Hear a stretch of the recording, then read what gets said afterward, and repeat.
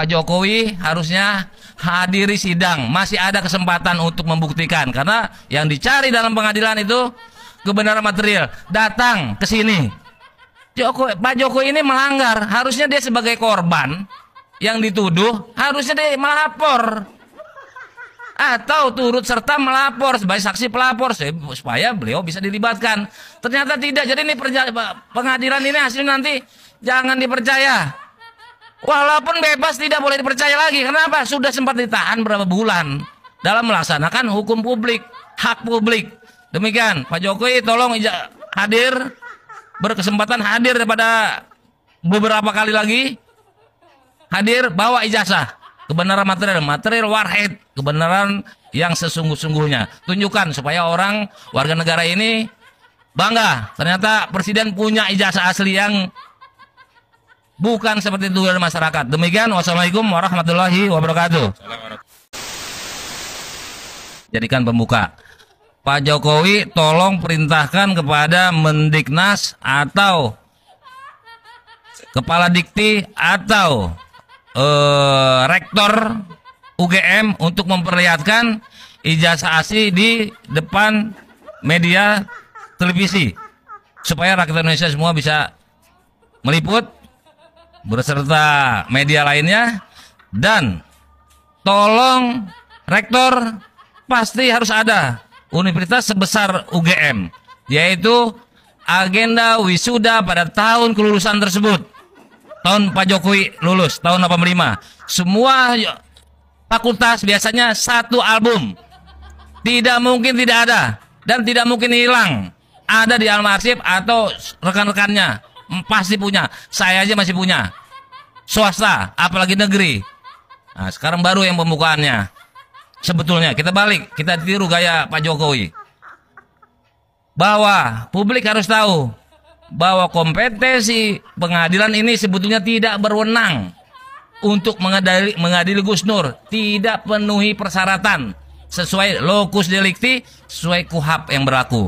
Ingat, KUHP itu adalah undang-undang yang harus diberlakukan, ius consistem, hukum yang harus berlaku, hukum positif, dan ini digunakan oleh semua aparatur hukum, penegak hukum, yaitu hakim, jaksa, polisi, dan advokat. Harus dipakai, itulah panduannya, tapi tidak dipakai. Kedua, yang pasti-pasti saja bahwa Gus Nur ini sedang menjalankan hak publik, tidak patut dihukum. Ada perangkat undang-undang yang membolehkannya untuk melakukan ini. Itu yang kedua. Apa dasar hukumnya? Pasal 28 UUD 45. Undang-Undang tahun 9 tahun 98, Undang-Undang nomor 28 tahun 99, Undang-Undang nomor 39 tahun 39 tentang good governance public, tentang keterbukaan informasi publik. Semua lengkap. Presiden itu pejabat publik harus bersih 100%. Harus bersih, ideal. Karena keburukannya bisa membuat role model negatif kepada masyarakat. Ketiga, bahwa sebetulnya Pak Jokowi ini kita curigai adalah memalsukan ijazah.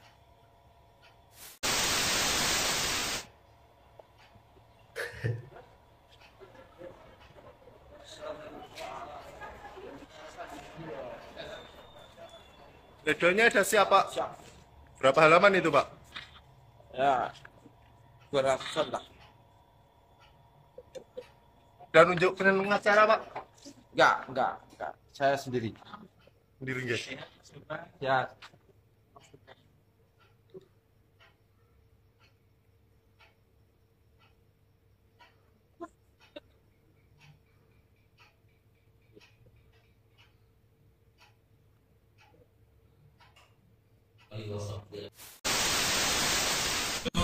Saya Yusuf Muhammad Martak, Ketua Umum Gerakan Nasional Pengawal Fatwa Ulama, yang pertama-tama mengucapkan kepada Gus Nur, yaitu selamat atas perjuangan beliau di bulan yang suci Ramadan ini.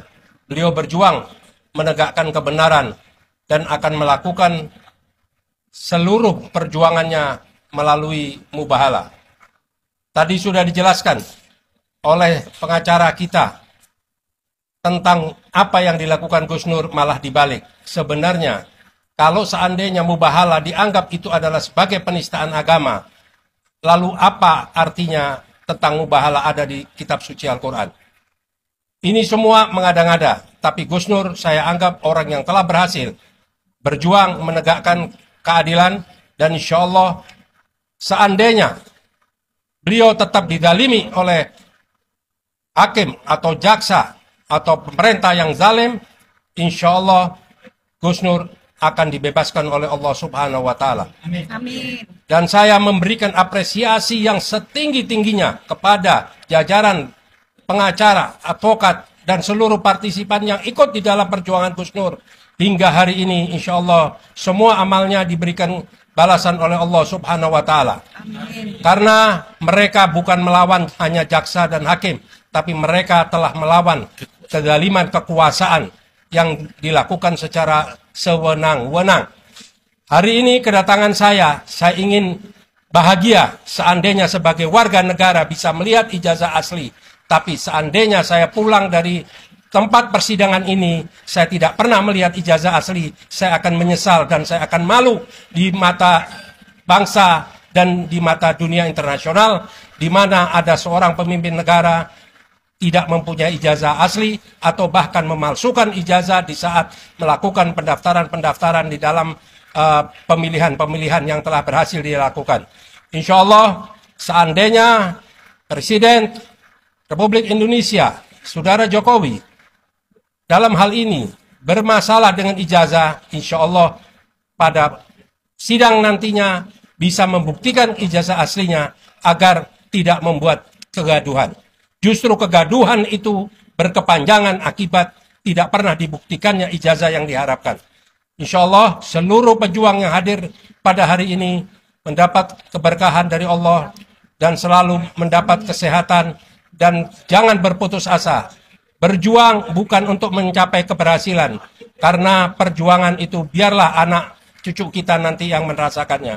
Wabillahi taufiq wal hidayah. Wassalamualaikum warahmatullahi wabarakatuh. Halo guys, jumpa kembali bersama saya Basten Sebo. Saya merasa terhibur ya teman-teman, merasa lucu, merasa gembira melihat bapak-bapak tadi yang dengan ekspresi frustrasi, kecewa, putus asa gara-gara Pak Jokowi sampai dengan saat ini ogah menunjukkan ijazah aslinya beliau ya. Ya, saya berpikir episode soal perkara ijazah asli Pak Jokowi ini sudah berakhir dengan ditangkapnya Gus Nur dan Bambang Tri sementara di penjara ya.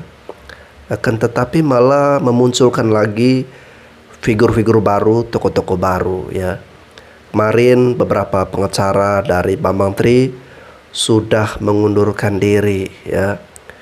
Dan sekarang muncul lagi nih bapak-bapak tadi, nggak tahu bapak-bapak itu sebagai pengacara atau apa. Sepertinya pengacara karena dia berbicara pasal-pasal ya. Lalu kemudian ada bapak yang satunya lagi yang mengaku datang sebagai pengawal fatwa MUI dan ingin Pak Jokowi harus membuktikan ijazah aslinya ya. Kalau Pak Jokowi tidak menunjukkan ijazah asli, maka dia akan merasa malu sebagai anak bangsa dan juga merasa malu di mata dunia internasional. Wow. Ini sebenarnya perjuangan yang sia-sia ya. Perjuangan yang tidak ada nilainya ya guys.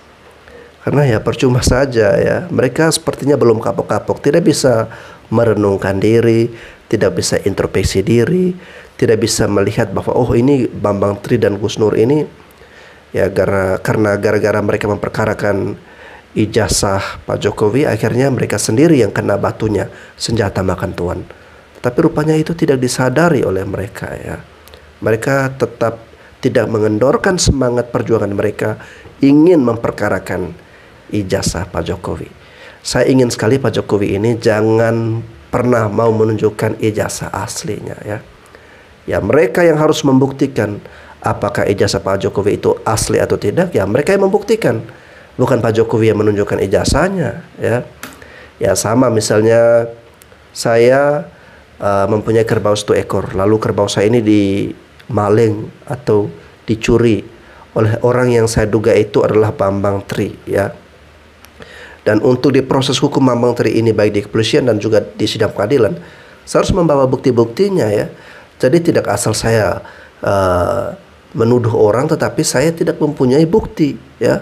Itu walaupun kejadiannya benar, ya, seperti itu. Akan tetapi karena saya tidak memiliki bukti, ya bisa jadi saya justru malah yang akan dihukum karena mencemarkan nama baik atau dilaporkan balik, ya. Nah ini juga mungkin berlaku untuk ijazahnya Pak Jokowi ini. Ya kalau ingin mengetahui ijazah asli Pak Jokowi, kalian harus bisa membuktikan dulu, ya, sampai hakim di pengadilan benar-benar bisa memvonis bahwa ijazah Pak Jokowi itu adalah palsu, ya. Baru Pak Jokowi menunjukkan ijazah aslinya.